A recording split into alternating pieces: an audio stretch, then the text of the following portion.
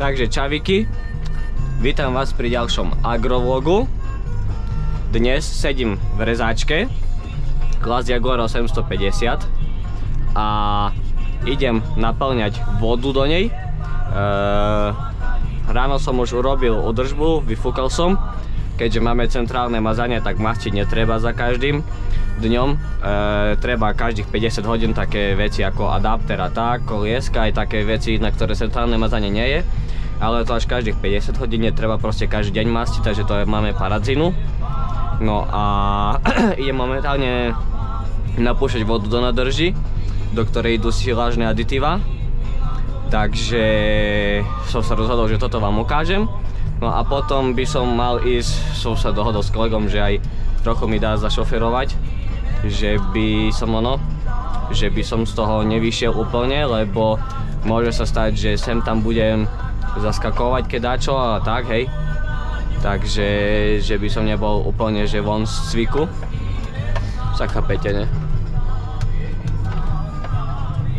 No a teraz rozmýšľam, jak ja tu naprejdem. Lebo tu máme Manitua, mi tu zavádza. Takže ja si trošičičku cúnem. Tak si to zabrzdím pekne, že by to neuteklo. Zatočím. Aha, už kolega ide. No takže ináč tu mám svoju 155-ku. Kolega, ten brigádnik zatiaľ len ju zvezie tam dole. Tam mu kolega, čo krmí, naloží siláži, len mu to vyvezie sem, pretože ja som musel ísť sem do rezačky. Zatiaľ, lebo kolega, čo rezačkuje, tak išiel k doktorovi. Takže ja tu som zatiaľ a rozmýšľam, že kde on má doritiť tú fľašku červenú. Mal by ma dať také namixovanie originál. Neviem, či to je toto. Hadica mi už tečie. Pa. To nič. Tak tu sebe dám teraz. Nech mi tečie do nádoby. OK, teraz si zase napúšťam tu. Do plnej. Ono asi ideálne by to bolo dávať po jednej fľaške. Lenže keby dávam po jednej tejto aditíva, to si myslím, že to nestihnem spraviť, kým sa mi naplní táto nádrž. A to je dosť na hovno, chápete? No a teraz vyšlo. Teraz vyšlo, tieto dve prázdna, ok, ostatné sú prázdne. Takže pohodička. Vsypem, dám takú z vody, dáme tu, čistá, zavrem teraz tuto. Tu vidím, že vodu mám tu, takže ešte chvíľku času asi mám, keď veľa nie. Rýchlo.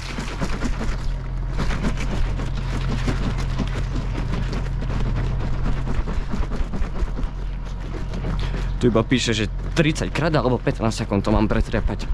No ale tak, čas stopky už ku tomu nedali, takže môžem si iba tak domysleť, chápete? Ináč rezáčku vyfúkať trvá, ja znám, 15 minút maximálne. Väčšinou proste to nie je nič komplikované, trošku motor ofúknuť a hlavne znútra, jak je rúra, tam jak je to ústrojenstvo, tak stamať vyhodiť všetky, no proste dať pred všetku trávu, trošku adapter očistiť spredu, z prevodovky, to trošku ofúknuť a všetko pohodička. OK, takže vlejem tú poslednú.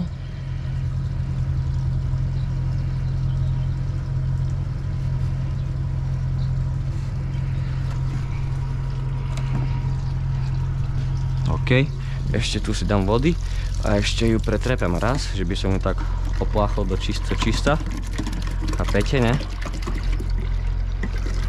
OK. Tak ešte ju pretrepem.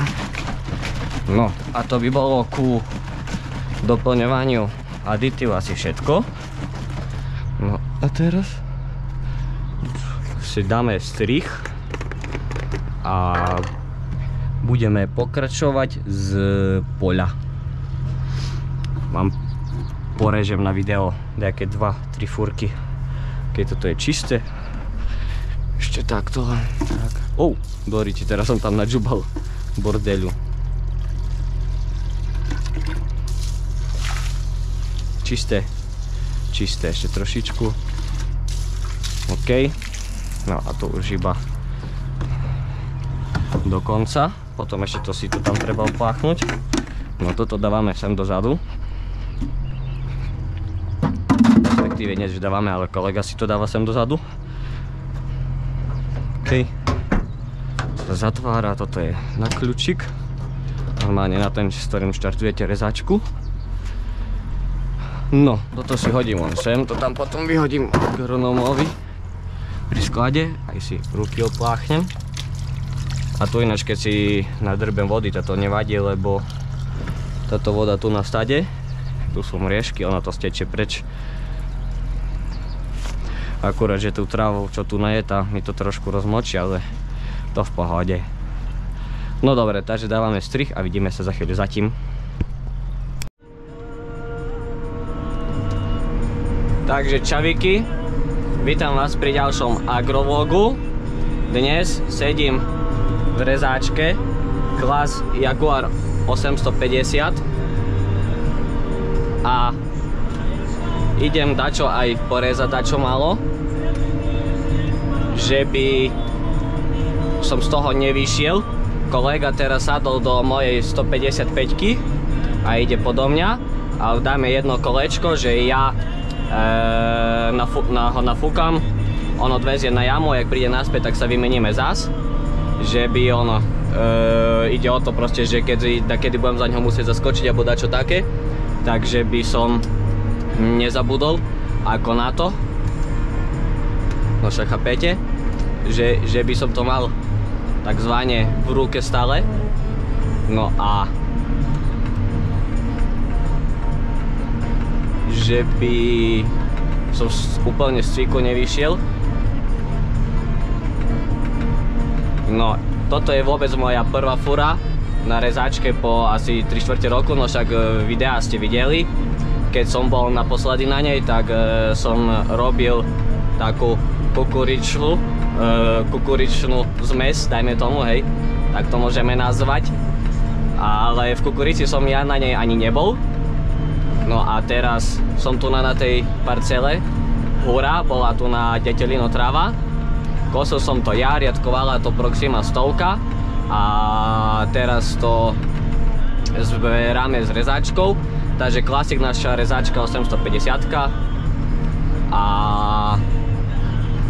odvozy mám dnes už iba 3 a ja potom, hej, jak vlastne urobí kolega to jedno kolečko, tak on sa vráti naspäť do rezáčky a ja pôjdem znova voziť, no a odvozy budeme dnes iba 3, pretože kolega so 195-kou, s tou staršou, už ide kosiť, respektíve nie, že ide, ale on už kosí. Takže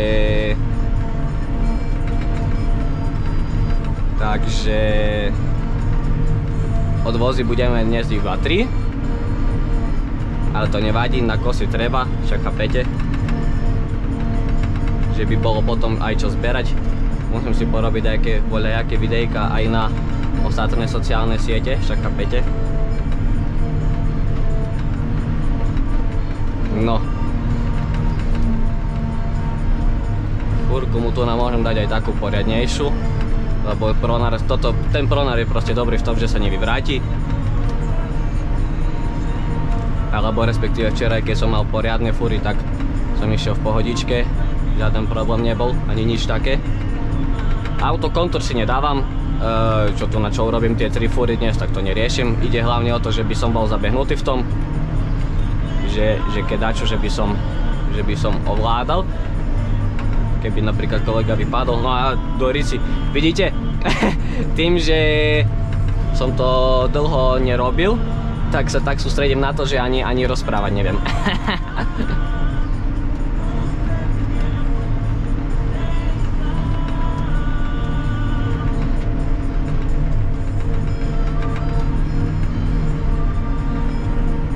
Ráno som aj ju vyfúkal, však vlastne to som už hovoril v predchádzajúcej časti, že som ju vyfúkal, naplnil som si lažné aditíva, kým tu kolega bol u doktora a potom ešte sme aj pomastili adapter vlastne, lebo že ten už nebol mastený dlhšie, máme pomastili aj ten. No a fajnota. Včera už keď sme boli 4 a odtiaľ to sme vozili, tak už vlastne sa stalo na jame. Takže aj tak 3 odvozy ani netreba nám tu na, lebo potom už jama nestíha. Keď je veľa hmoty a vozí sa nie až tak zďaleka, tak potom už jama aj tak nestíha, takže nám zbytočne sú 4 odvozy na takéto ostatné naše parcely. Ten, čo sme vozili zo začiatku, tak to bolo dobre, že sme tam boli 4, pretože to fakt trebalo, lebo aj na jame stíhali, aj sa to vozilo zďaleka. To vychádzalo presne akurát, že na jame sa nestalo vôbec, som prišiel, vysýpal som akurát, jak oni stíhali tlačiť. No a aj čo sa týka rezáčky, tak tá nestála, tam na poli som čakal možno pol minúty, hej, takže to je keby ani nie. Takže včera to vychádzalo parádne do obedu a ešte potom po obede do asi takej 4. No a potom už, jak sme sa presunuli tu, tak už to bolo také, že už jama, hej, proste nestíhačky.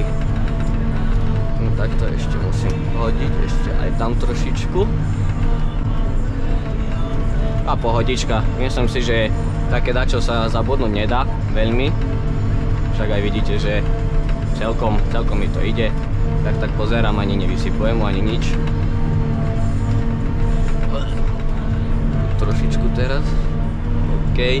Budem mať takú fajnejšiu kopku na predku.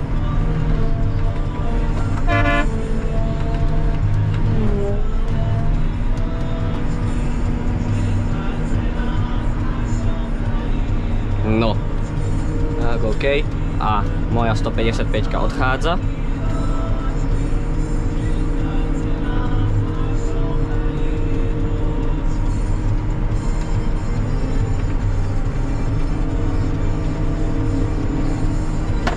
No a už tu mám pod sebou teraz 195 s Pettingerom.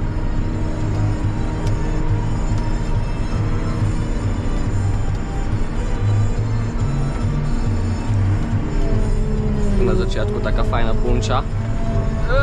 Uteka. OK, už ho dobehujem.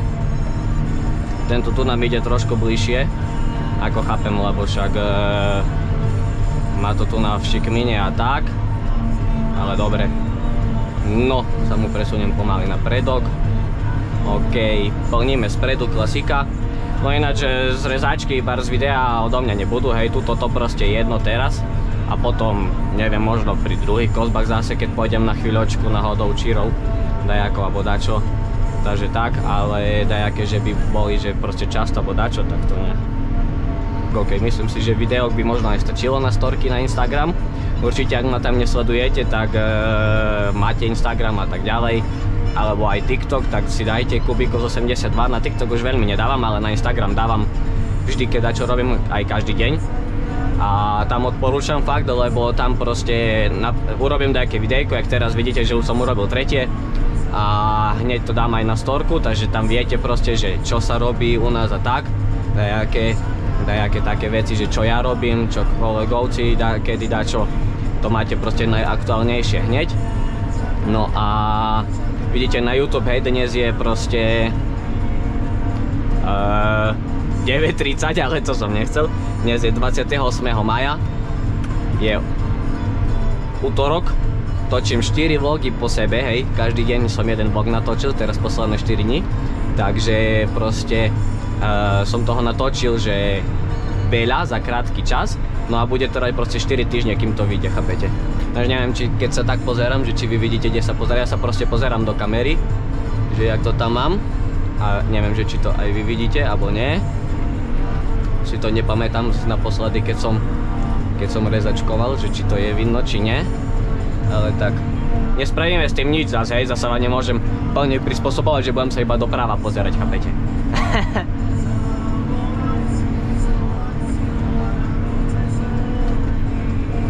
No ináč neviem dokedy sa, že na jak dlho to bude u nás tieto senáže, prvé kozby, pretože počasie nám tu na čo si štrekuje. My by sme proste za týždeň s rezáčkou mali mať kozby prvé hotové, hej. No ale uvidí sa, jak to bude kvôli tomu počasiu. Sice nezišiel kolega kosiť, hej, že by bolo nakosené, že by bolo čo ešte zajtra by malo byť pekne, akože parádne, takže ešte by sme mali mať čo a mali mať ešte zajtra možnosť zberať, hej, proste rezačkovať a tak, voziť, ale štvrtok má čo si pršať, no a proste nechceme, že by po daždi určite robiť nebudeme, no však chápete. Takže tak. Takže veľa toho tiež nakosiť nemôže. No a však ono aj tak za deň, za 8 hodín asi 50 hektárov dokáže zrobiť, alebo nejakých 45, tak asi za 8 hodín. Neviem, či to je dobrý výkon, či nie. Ja som zrobil 55 hektárov za asi 12 hodín, ale ja som chodil menšou pojazdovou rýchlosťou aj s menšími kosami. Ja mám proste tie 3-metrové obidve, takže mám 6 metrov záber, on má 6,5 metra, alebo zadnú má 3,5, hej. No a on aj môže chodiť rýchlejšie, keď chodí iba po trávach, tak tam chodí 16, ja som chodil 12. Tak agronom mi vravel, že radšej kľudnejšie, že to je poriadne tip-top všetko. OK, dobre, tu už mu nesypem veci do predku, bo už tu má fajnú kopku, že to nevysypujem zbytočne. Ako keď sú iba 3 odvozy, tak už sa dávajú väčšie fúry. Včera, keď sme boli 4, tá nevozili sme, že prázdne, ale tá nevozili sme také natriskané, jak teraz, hej, lebo však proste keď netreba, nač budeme riskovať, že sa povysypuje alebo dačo, hej. Trošku boli tie kopky menšie, ale to pohodička. Tu kolega, čo sedí v 195-ke, hej, ten brigádnik, tak vravel mi ráno, že sem tam pozera v robote, keď je originál v jeho robote s kolegami. Nie, že v robote, no ale také majú času alebo tak, takže že pozerajú vlogy. Že takedy sa smejú z toho. Takže tak sranda, no celkom. Si bol, teraz som videl, jak mi dačo asi dačo staršie, možno z minulého roku bolo dačo také prihnité, jak mi tam hodila rezačka. Mne sa to nestáva často, ale to sem tam sa to stane, no.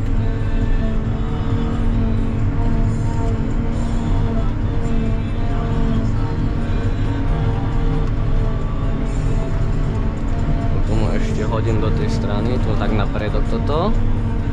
No aj tam má poriadne toho. Si povedz, ale pozerám, že ono v podstate bars veľké rozdiely nie sú, že jeden Pettinger, druhý Pettinger a ten Pronar, že ono veľké rozdiely medzi tým, koľko sa tam vojde, nie sú, ako sú, ale nedajaké veľké, chápete? No, tu musím tak hodiť trošku zo šikma. OK.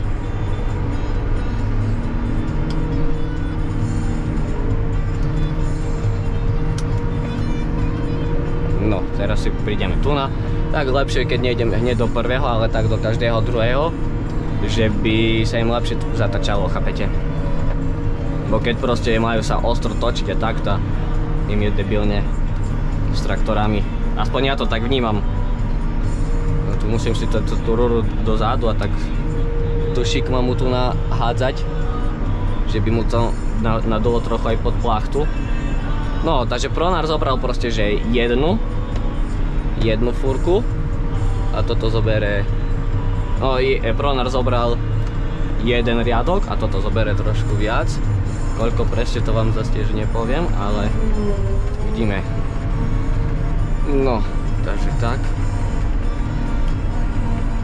Takže mu tam nahádžem aj po tú plachtu dačo, voľačo, že by nešiel s prázdnym zadkom. Podľa mňa to už má trošku také, že strachy, že či sa náhodou nevráti alebo dačo, ale to v pohodičke úplne vôbec nič, pretože ja viem, jak som tu na minulého roku chodil. Minulého roku proste toto bola moja kombinácia na druhé kozby, hej, proste ak nám prišla rezáčka, tak prvé kozby, čo sme si neobrali, tak ja som chodil zo začiatku s rezáčkou a potom som chodil s tým John Deerom aj s tým Pettingerom a potom už tretie kozby aj kukuricu som chodil s tým John Deerom, ale s druhým Pettingerom. To už som nechodil s týmto. No ale proste viem, že tu napríklad konkrétne som bola ja, hej, a viem, že tu nie sa čoho bať vôbec. Tu to zvládne v pohodičke, trošku si pridvihnem vyššie. Vidíte ho? Tak. No iba trošku chodím na predok. A budem mať aj dosť chlapec.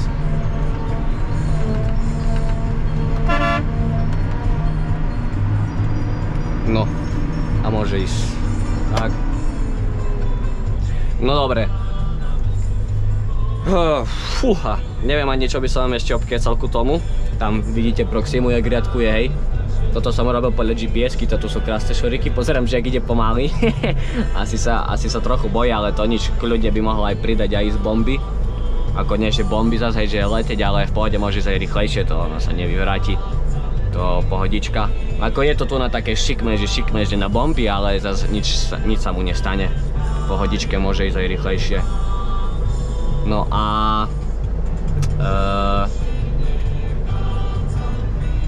ešte máme tretí odvoz. John Deere 7P30 a Pettinger Europrofi, hej, nekombinovaný iba Europrofi. Ale tamtého už vám nenatáčam, lebo už to video potom bude bar natiahnuté tým, že som ráno aj trochu ešte točil tamto. Ale teraz ho už tak trošku španuje, no tu som mu mohol dať možno aj trochu menšiu furu. Má tam toho dosť, no. Ale ide smelo. Mohol sa zatočiť tak a ísť doľava. Proste keby išiel tak do šikma, by tam mal menšie riziko, že ono, hej, v pohode, agronom by ho za to nezabil ani nič, proste sa mal stočiť a ísť tak do šikma. Hlavne ten s tým druhým Pettingerom, tak tam ten je proste uši. A troši linku vyšší, neviem či je uši, ale je troši linku vyšší. Tam ten je proste viac taký labilný, tak tam kolega normálne, keď tak vyjde šikmu a hotovo, chápete. Ale už keď zišiel tu dole týmto, tam už je to v pohode. Nie že v pohode, ale tá už sa nevyvráti, keď už tu zišiel. Ale má tam fajnú čapku. Má tam fajnú kopu. No dobre, ja si toto vypnem. No a ďakujem vám za zhrnutie tohto agrovlogu. A vidíme sa znova takedy pri ďalšom. Ďakujem vám krásne, skladajte básne, majte sa pekne, vidíme sa na budúce, čaute, pa pa.